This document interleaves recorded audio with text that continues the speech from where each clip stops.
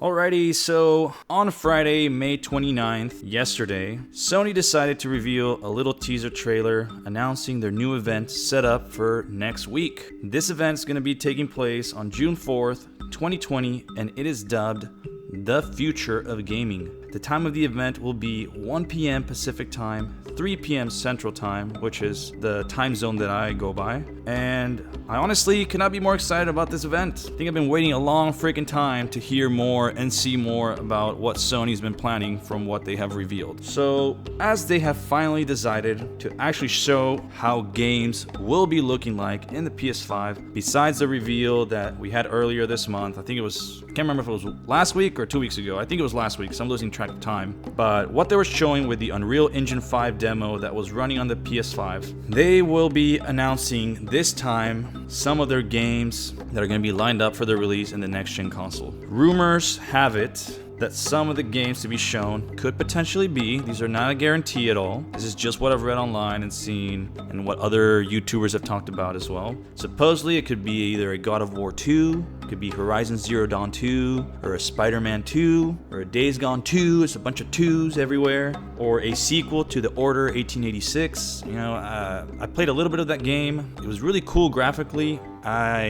I honestly forgot about it for a while. Yeah, the gameplay wasn't the best, but maybe they learned their lessons and they could potentially improve it, especially fixing the camera, which I remember was a pain in the ass. But another game that could also be released or shown on next week's event could be Bluepoint's next-gen remake of whatever game that is that they're making. The rumor is either a Jak and Daxter Return or a Demon's Soul remake, which I never played. Demon's Soul, I heard is a very good game, but very, very hard. Maybe one day I'll get to it. Maybe with this remake, they'll improve certain things and maybe I'll get drawn to actually playing it. But besides those, the exclusive games that they have and whatnot, I'm sure they're going to be showing some of the third-party games. Like they'll probably release or show the next-gen Call of Duty, which is supposed to be a Call of Duty Black Ops, Cold War.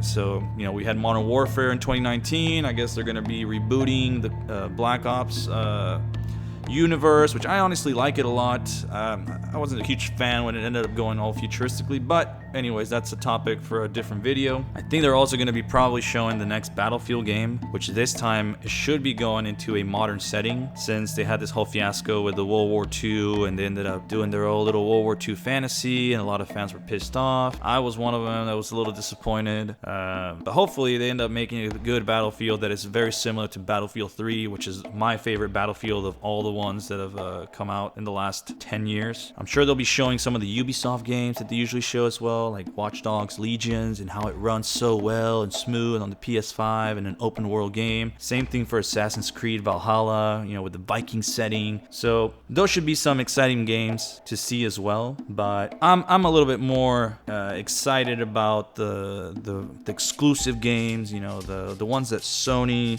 prepares in-house with their own studios, and the games that you get because you have a PlayStation 5. That's the reason that you buy a PlayStation, right? For all the exclusive. That's why I get it always a PlayStation first. So besides those games that have been rumored and talked about, I'm honestly also hoping that they also end up surprising us a little bit more. I'm really hoping that we get some unexpected titles. This is really far-fetched with this idea, but I'm really crossing my fingers, hoping that they end up showing or just announcing a Metal Gear Solid remake of either the first one or the third one. That would, right there, blow my mind. I would pre-purchase a PlayStation 5 just for that. Not gonna happen. I know they're not gonna do it, and if they did do it at this time, it would probably be multi-platform. But if they did do it and it was an exclusive or somehow it worked out, that'd be great. Some of the games that could potentially be either announced or talked about or shown, it could be a Resident Evil 4, which there's been a lot of rumors about that since the third one came out, and now they're wanting to either remake the fourth one or do the eighth one. And I think an Uncharted comeback would also catch my attention quite a bit, and I'm sure they're probably going to show the way that The Last of Us Part 2 runs on the PS5 compared to the PS4 Pro, and kind of get you on that topic about how your PS4 owned games, how much better they're going to run on the PS5 and whatnot. So the question I think will also be during this event, if Sony actually decides to show the physical form of the console. I know that I'm really dying to see what this thing looks like after seeing the controller. The controller looks very futuristic. I wasn't a huge fan of how the controller looks, honestly. I still prefer the way that the controller looks from the PS4. I like that one better than how the PS5 one looks, the DualSense one. I'm sure once I have the damn thing, I'm not gonna care if it, feels better and plays better and the haptic feedback is better or whatnot. But for now, just by looks and aesthetics, I prefer the look of the PS4. So hopefully the console is actually really cool looking. I like sleek and classic and clean designs like the PS4 and the PS4 Pro. Compared to the Xbox Series X, they went with a huge refrigerator looking thing, which I'm not opposed to it. I don't think it looks that bad. I mean, it's fine. It's simple. So we'll see what the PlayStation ends up looking like, and we'll see if they end up showing it at this point, at this event, because from what I read, I don't think they're going to end up showing it. I'm also not going to be expecting them to give a release date, an exact release date. I think this, from what I read in the blog, it's going to be more focused on just games, from at least what they posted on their PlayStation blog site. So I don't think we'll be seeing anything about the release date, except that we know it's holiday 2020.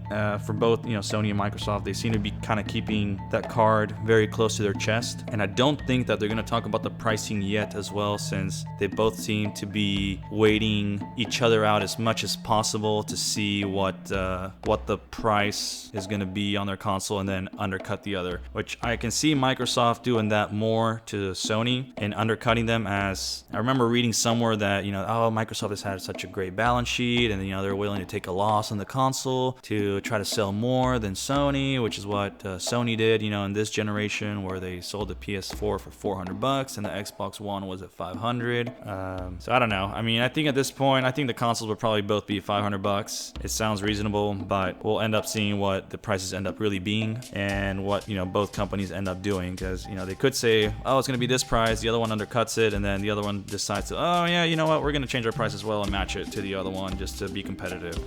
Either way, I mean, I have been looking at a lot of surveys that some YouTubers post that have a lot of followers, and they end up having a bunch of people vote, like at least 20,000 people sometimes, and you'll see the vast majority vote that they're going to be getting a PlayStation 5. So for me personally, I'm going to be getting the PlayStation 5 first, and then I'll end up getting the Xbox Series X, which I have an Xbox One X, and I'm going to wait to see if GameStop or something, or some other company, maybe Amazon, I don't know, I don't think Amazon will do it, but GameStop, if they have a trading program where, we'll give you, I don't know, if you give us your Xbox Series X, we'll put $250 bucks towards the Xbox Series X, and just pay the difference. I'll definitely do it, since I think that'll be the smart thing to do with the Xbox, as they're having a great backward compatibility program, which I'm honestly super excited about that. And that's nothing to really bash on Sony, because I know they've kind of effed up on that aspect, that they're not having the full backwards compatibility that people are wanting compared to what Microsoft is doing. And recently now too, Microsoft just announced even more stuff about their backwards compatibility, being better than ever and increasing the resolution of older games, adding HDR to older games, all the way back to the original Xbox, the ones that are compatible with the current console. And also it will be increasing the FPS, the frames per second of older games as well. So there's going to be really making all these games way, way better. So to me, that kind of is like a no-brainer. It's like, oh, okay, I'll trade it in and get the new one. For the PlayStation, from what I heard or have read also, from Mark Cerny, the lead architect of the PlayStation 5, and he was I think the lead architect as well on the PlayStation 4. The PlayStation 5 will be compatible with pretty much all the PlayStation 4 games, from what it sounds like. They have to be testing each one individually, from what he said in that video of the road to the PS5, which was from I think it was from the Game Developer Conference, that nobody understood what the hell they were talking about for the most part.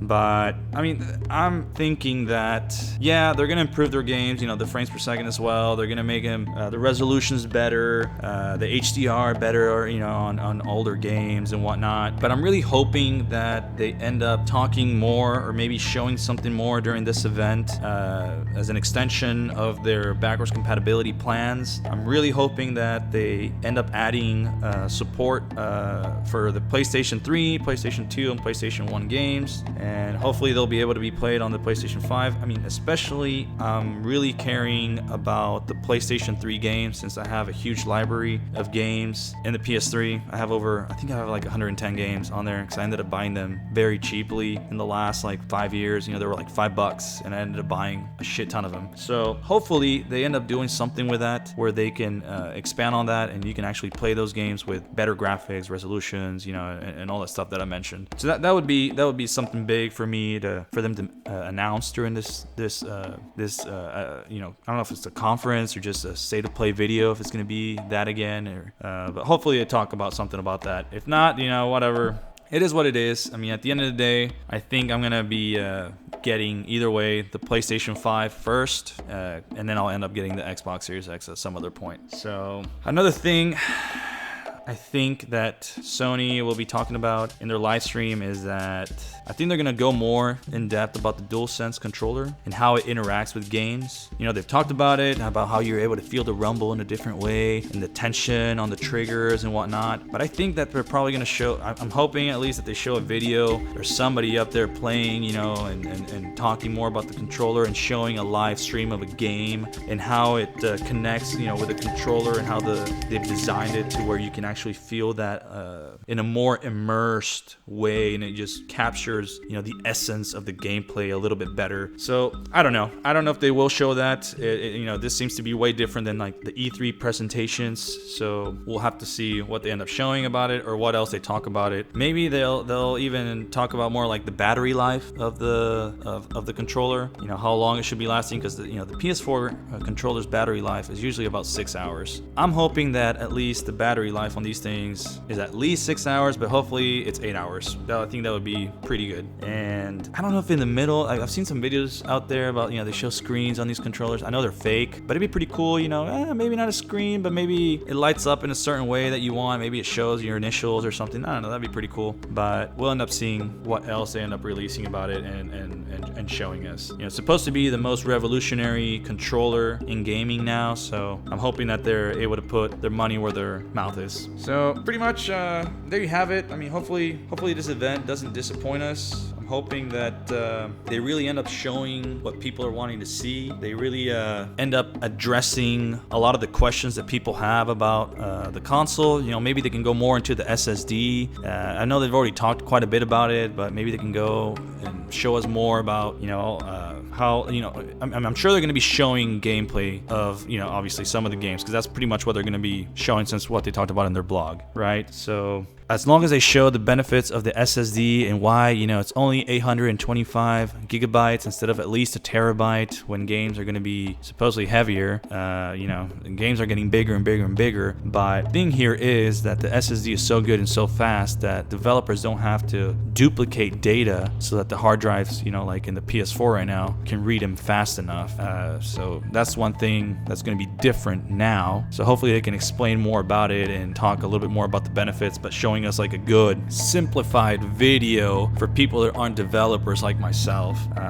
That's one thing I think they could talk maybe a little bit more about. But I don't know. I mean, I guess at this point, like, I think they're gonna leave our jaws dropping at the end of the day. Like, I have my yes and no, like, maybe it'll be like a big hype and it'll fail. But I don't think they're gonna do what Xbox did on their summer game fest, where they're like, oh yeah, we're gonna show gameplay, and it's like, where the hell was the damn gameplay on all these videos? It was like 2 seconds on the Assassin's Creed one. I'm hoping to see at least like 10-minute video demos running on the PS5, fully spec'd graphics, whatever you want to call it, and everything looking beautiful, running smoothly, and the new games, the new world exclusives or new world reveals, whatever the hell you want to call it. They end up showing all this stuff, and that's I think that's what would make Sony win so far the competition of the next consoles for the next gen. So I don't know what else to say at this point, but we'll see what ends up happening as soon as the video is over from the conference or the live stream. I keep calling it conference. It's a live stream, right? As soon as the live stream's over, I'll be posting another video with my thoughts and comments and let you guys know what I think about the games that they showed, and you know, what other games I think they should have shown besides the like super fantasy unrealistic ones that I know they won't show, like the Metal Gear Solid remakes. I know that's not gonna happen. That's just something I've always wanted it to happen, especially since I saw that